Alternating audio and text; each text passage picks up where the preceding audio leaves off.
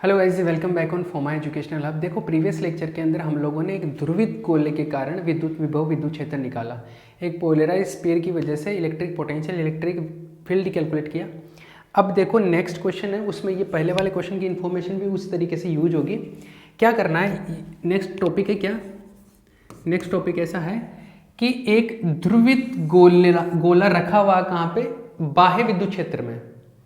एक external electric field के अंदर एक पोलराइज स्फीयर रखा हुआ है, मतलब एक पोलराइज स्फीयर है, कहाँ पे रखा हुआ है, एक्सटर्नल इलेक्ट्रिक फील्ड में, बाह्य विद्युत क्षेत्र में रखा हुआ है। जैसे ये बाह्य विद्युत क्षेत्र में पहले तो खाली रखा हुआ था, वहाँ पे कोई एक्सटर्नल इलेक्ट्रिक फील्ड नहीं था। अभी एक्सटर्नल इलेक्ट्रिक फील्ड के अंदर रखा हुआ है। कहाँ पे रखा हुआ है, एक्सटर्नल इलेक्ट्रिक फील्ड में रखा हुआ है। और ये बाहर से जो इलेक्ट्रिक फील्ड है, मान लो कितना है, ये एक्सटर्नल इलेक्ट्रिक फील्ड है और ये कितना है, मान लो ई नॉट है और डायरेक्शन कौन सी, के केप है, ऊपर की तरफ है, जेड की तरफ, जेड डायरेक्शन ऊपर की तरफ है ये। तो अब इसकी वजह से इलेक्ट्रिक फील्ड क्या होगा, अंदर और बाहर। मतलब एक ध्रुवित गोले को बाह्य विद्युत क्षेत्र में रखा गया है, अब इसकी वजह से इलेक्ट्रिक फील्ड क्या होगा, अंदर और बाहर वाले पॉइंट पे,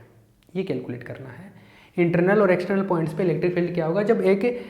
पोलराइज स्फीयर को एक इलेक्ट्रिक फील्ड में रखा हुआ। अब क्योंकि पहले तो क्या था, ओनली ये था, तो इसकी वजह से इलेक्ट्रिक फील्ड आ रहा था। अब ये भी आ गया तो कहीं पे भी इलेक्ट्रिक, सपोज इस पॉइंट पे इलेक्ट्रिक फील्ड कैलकुलेट करना है, इस पी पॉइंट पे, तो इसकी वजह से इलेक्ट्रिक फील्ड प्लस इसकी वजह से इलेक्ट्रिक फील्ड, दोनों का रिजल्टेंट होगा। अब तो देखो हम लोग कैलकुलेट करते हैं, सबसे पहले आंतरिक बिंदु पे निकाल लेते हैं, इंटरनल पॉइंट पे। कहाँ पे, इंटरनल पॉइंट पे, तो आंतरिक बिंदु पे, आंतरिक बिंदु पे, इंटरनल पॉइंट पे, at internal point electric field calculate करना है आपने, इलेक्ट्रिक फील्ड इंटरनल पॉइंट पे। तो इंटरनल पॉइंट पे इलेक्ट्रिक फील्ड मान लो ई एन के बराबर आएगा, ई एन लिख देता हूँ, इन मतलब इंटरनल, ठीक है। ये किसके किसके बराबर होगा, एक तो बाहर से जो लग रहा है उसकी वजह से, मतलब यहाँ पे मान लो, यहाँ पे कैलकुलेट करना, तो इस बाहर से जो लग रहा है एक्सटर्नल, इसकी वजह से, प्लस इस गोले की वजह से, खुद की वजह से भी तो लग रहा होगा, अरे गोले की खुद की वजह से भी लग रहा होगा। तो एक तो एक्सटर्नल इलेक्ट्रिक प्लस एक पोलराइज स्फीयर जो है ना, ध्रुवित गोला, उसकी वजह से, ठीक है। एक्सटर्नल वाला जो है, एक्सटर्नल वाला वो तो हम लोगों ने बोल दिया क्या है, ई नॉट माइनस के केप, ये है। पोलराइज्ड वाला जो है, पोलराइज्ड गोले की वजह से अंदर वाले बिंदु पे, पोलराइज स्फीयर की वजह से इंटरनल पॉइंट पे जो होता है, वो लास्ट डेरिवेशन में किया था हम लोगों ने, इंटरनल पॉइंट पे ये होता है, लास्ट डेरिवेशन में किया था, P अपॉन 3 एप्सिलॉन नॉट, ये याद रखना पड़ेगा, P upon 3 epsilon not minus के केप, ये इंटरनल पॉइंट पे है पोलराइज स्फीयर की वजह से। तो जो टोटल है, इन दोनों का वैल्यू पुट करो तो ई इंटरनल जो आ गया अपने पास में, क्या आया, ई नॉट माइनस के केप, और ये आया प्लस, सॉरी एक सेकेंड, एक्सटर्नल वाला जो है, एक्सटर्नल वाले में माइनस के केप नहीं है यहाँ पे, एक्सटर्नल वाले में, क्योंकि एक्सटर्नल जो इलेक्ट्रिक फील्ड है ऊपर की तरफ है, पॉजिटिव जेड डायरेक्शन में, पॉजिटिव के डायरेक्शन में, ये है नेगेटिव में, तो ठीक है। तो ये ऐसे है, तो ये तो पॉजिटिव के ही है, ये है देखो नेगेटिव में, तो P upon 3 epsilon not minus के केप, तो ये के बाहर ले लूँ तो देखो क्या आएगा, ई नॉट, इसमें आ जाएगा minus P upon 3 epsilon not, ये आ जाएगा के केप, ये आ जाएगा ई इंटरनल पॉइंट पे इलेक्ट्रिक फील्ड, ठीक है। कहाँ, इंटरनल पॉइंट पे इलेक्ट्रिक फील्ड है ये। अब देखो मैं एक दूसरे, ओनली मैग्नीट्यूड की बात करूँ, केवल परिमाण की बात करूँ, तो मैं ऐसे लिख देता हूँ, E in equal to epsilon not, sorry E not minus P upon 3 epsilon not, ठीक है। अब देखो एक चीज़, पोलराइजेशन जो होता है, ध्रुवण जो होता है, ये इसके बराबर होता है, हम लोगों ने पढ़ा था। मटेरियल के अंदर की बात कर रहा हूँ, तो मटेरियल के अंदर इलेक्ट्रिक फील्ड है जो ई एन है, यहाँ पे इलेक्ट्रिक फील्ड, ठीक है। तो यहाँ पे देखो मैं इस P का वैल्यू यहाँ पे पुट कर रहा हूँ, तो देखो क्या आता है, E in equal to E not minus P का value epsilon not chi E in upon 3 epsilon not, या इस टर्म को इधर ले आता हूँ, इस टर्म को इधर लेके आया तो प्लस हो गया, epsilon not chi in upon 3 epsilon naught equal to E naught, इसमें ई इन कॉमन आ गया तो आया 1 plus epsilon not chi upon, अरे एक सेकेंड, एप्सिलॉन नॉट तो यहाँ से कैंसिल आउट हो ही रहा है ना, मैंने किया नहीं क्या, एप्सिलॉन नॉट तो कैंसिल आउट हो गया, तो क्या बचा यहाँ पे बचा chi upon 3 equal to E naught. तो ई इन आया मेरे पास में, इसमें आ जाएगा देखो ई इन, ये 3 प्लस काई अपॉन 3 ई नॉट। तो ई इन जो आया वो आया E not 3 E not upon 3 plus chi. ये ई इन आया मेरे पास, ठीक है। ये इंटरनल पॉइंट पे इलेक्ट्रिक फील्ड आ गया। ई इन का वैल्यू मैं यहाँ पे रख दूँ तो देखो, ई इन का वैल्यू यहाँ पे रखूँ तो मेरे पास में पी भी आ जाएगा क्या? पी जो है वो है एप्सिलॉन नॉट काई, ई इन का वैल्यू रख दिया मैंने 3 ई नॉट अपॉन 3 प्लस काई। तो देखो पी का वैल्यू मिल गया मुझे क्या, 3 epsilon not chi E not upon 3 plus chi. ये मिल गया पी का वैल्यू। पी का वैल्यू एक और कैलकुलेट कर सकते हैं। देखो हम लोगों ने एक फॉर्मूला पढ़ा था, एप्सिलॉन आर जो होता है 1 प्लस काई के बराबर होता है, ये पढ़ा था। मतलब यहाँ से बात करूँ तो काई किसके बराबर हो गया, एप्सिलॉन आर माइनस 1। तो ये रख सकता हूँ यहाँ पे value P equal to 3 epsilon naught, और यहाँ पे रख सकता हूँ काई का value epsilon R minus 1 E not upon chi का वैल्यू यहाँ पे रखूँगा एप्सिलॉन आर माइनस 1, तो प्लस 2 बच जाएगा यहाँ पे एप्सिलॉन आर प्लस 2। ये पी का वैल्यू आ गया मेरे पास में। तो इंटरनल पॉइंट पे इलेक्ट्रिक फील्ड आ गया, मतलब बाह्य विद्युत क्षेत्र की उपस्थिति में जो गोला रखा हुआ दोनों की वजह से जो रिजल्टेंट इलेक्ट्रिक फील्ड है अंदर वो ही आ गया। एक्सटर्नल इलेक्ट्रिक फील्ड की प्रेजेंस में पोलराइज स्फीयर रखा हुआ तो इंटरनल पॉइंट पे आंतरिक बिंदु पे इलेक्ट्रिक फील्ड ये आ गया, और पोलराइजेशन का भी वैल्यू मिल गया। ये रख लो या ये रख लो, कोई सा भी रख लो, ये काई के टर्म्स में, ये एप्सिलॉन आर के टर्म्स में, ठीक है। अब बाह्य बिंदु पे और निकालना है, एक्सटर्नल पॉइंट पे। At external point, at external point, बाह्य बिंदु पे, बाह्य बिंदु पर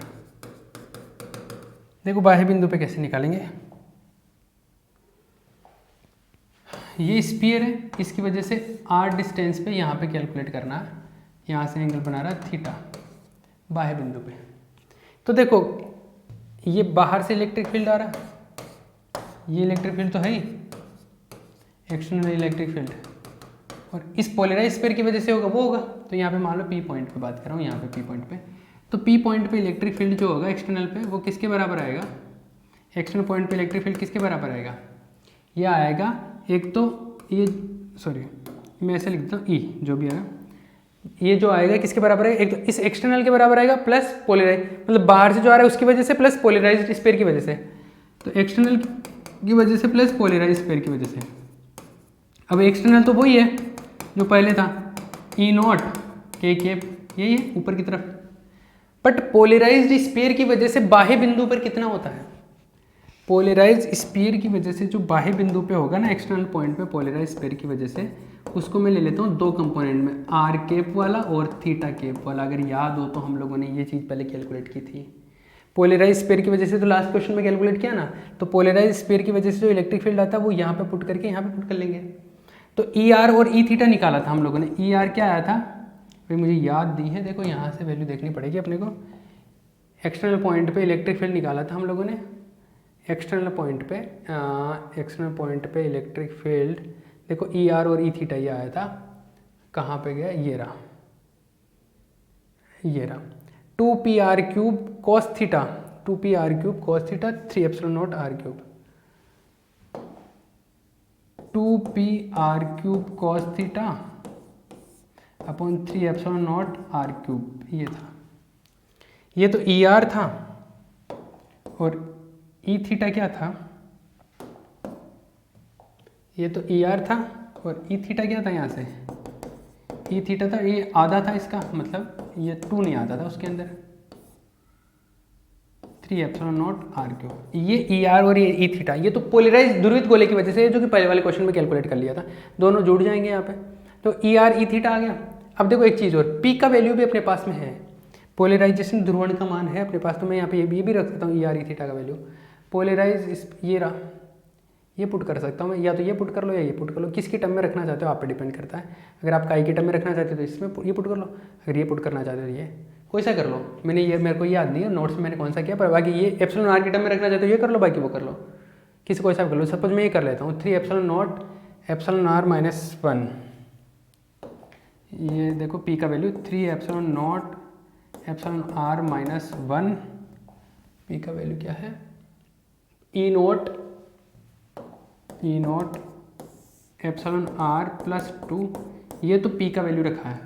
बाकी आर क्यूब कॉस थीटा, और ये जो बाकी का जो है 3 एप्सिलॉन नॉट आर क्यूब, ये आ गया।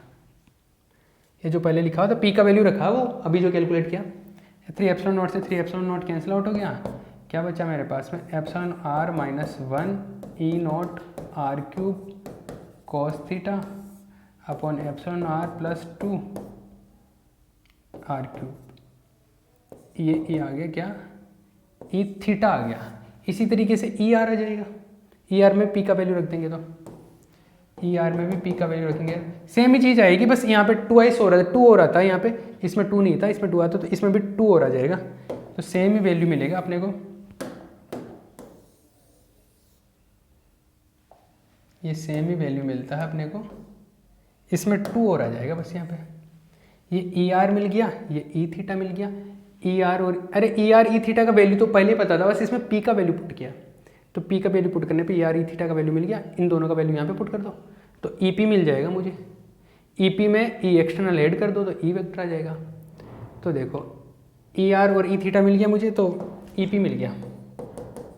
ई पी वेक्टर क्या मिला ई आर आर कैप, तो ई आर तो ये रहा E R R cap, E R into R cap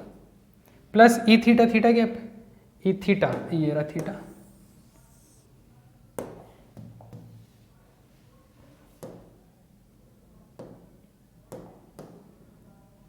E theta theta cap, ये तो हो गया ई पी वेक्टर। तो ई पी वेक्टर मिल गया, इसमें ई एक्सटर्नल मतलब ई नोट के कैप और ऐड कर दो तो आपका आंसर मिल जाएगा। इसमें ई नोट के कैप और ऐड कर देता हूँ, इसी के अंदर ई नोट के कैप यहीं पे ऐड कर देता हूँ, ई नोट के कैप ऐड कर दो, ये मिल गया आपको final electric field external point के ऊपर। आप चाहो तो देखो इसमें कॉमन ले सकते हो, ये दोनों चीज़ों में कॉमन आ रहा है, ई नोट के कैप इन दोनों में देखो कॉमन आ रहा है, ये पूरा टर्म क्या कॉमन आ रहा है, ये टर्म कॉमन आ रहा है, देखो इस 2 के अलावा कॉमन आ रहा है, तो इसमें तो बच जाएगा 2 आर के प्लस इसमें बच जाएगा थीटा के। नहीं आंसर में कुछ मिस्टेक था, शायद मैंने कुछ गड़बड़ किया है क्या, एक साइन में आना चाहिए था एक कोस में आना चाहिए था, एक सेकंड रुको भैया, शायद कुछ मिस्टेक किया, एक सेकंड। हाँ देखो ये मिस्टेक किया ना मैंने,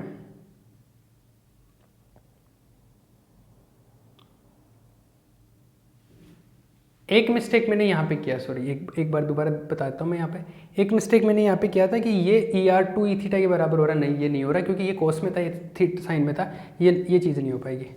बाकी सब चीज़ सही है। और बाकी देखो ये एक कोस में चल रहा था एक साइन में चल रहा था, मैंने दोनों को साइन कोस में लग दिया, वो गड़बड़ किया मैंने,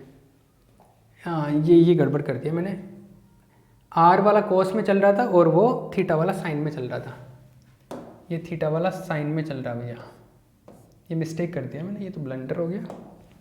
ये साइन थीटा में चल रहा है, ये साइन थीटा में चल रहा है, थीटा वाला साइन थीटा में चल रहा है, ये साइन थीटा में चल रहा है, ये साइन थीटा में है यहाँ पे, ये किस में है साइन थीटा में। तो इसमें आप जब कॉमन लोगे तो देखो इसमें तो ये टर्म कॉस थीटा कॉमन नहीं आएगा, कॉस थीटा के अलावा जो बाकी बच गया 2 कॉस थीटा बच जाएगा, बाकी सब टर्म कॉमन है, तो इसमें बच जाएगा 2 कॉस थीटा आर कैप और इसमें बच जाएगा साइन थीटा थीटा कैप, ये आ गया भैया, ये आ गया ई वेक्टर, वो एक मिस्टेक हो गया था लास्ट डेरिवेशन में, वो मैंने एक स्टेप बताया ना वहाँ पे वो मिस्टेक था, ये आ गया। ये किसकी वजह से आया कि एक पोलराइज स्फीयर को हम लोगों ने एक्सटर्नल इलेक्ट्रिक फील्ड में रख दिया, बाह्य विद्युत क्षेत्र में रख देते हैं, तो इसकी वजह से इलेक्ट्रिक फील्ड बाह्य पॉइंट पे एक्सटर्नल पॉइंट पे और इंटरनल पॉइंट पे हम लोगों ने कैलकुलेट कर लिया। ठीक है, चलिए यहीं पे फिनिश कर देते हैं, थैंक यू।